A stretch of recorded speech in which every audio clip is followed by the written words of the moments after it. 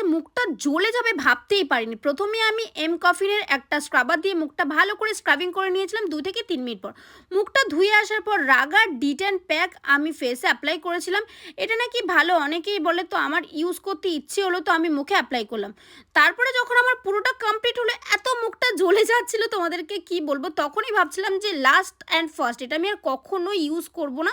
তো ২০ মিনিট রাখার পর আমি তুলে দিলাম, সেরকম মুখে কোনো পরিবর্তন আসেনি। আমিও বলব যাদের সেনসিটিভ স্কিন, মানে আমার মতো সেনসিটিভ স্কিন, তারা কিন্তু একদমই এটা ইউজ করো না। আমার না খুবই সেনসিটিভ স্কিন, ওই জন্য সবটা আমার মুখের সাথে যায়ও না।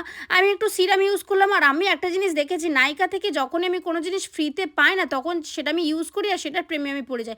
যেমন এই সিরামটা, এটা আমাকে নাইকা থেকে ফ্রি দিয়েছিল আর এটা আমি ইউজ করে বেশ ভালো, এটা আমি বড় একটা কিনে নেব। তারপর আমি পড়াতে চলে গেছিলাম, সেখানে একটু ডিমের চপ দিয়েছিল কাকিমা, খেলাম। আর বাড়িতে এসে দেখি ভাই আনলো ফুচকা। তোমাদের কেমন লাগলো অবশ্যই জানিও। আজকের মতো আসি, টাটা।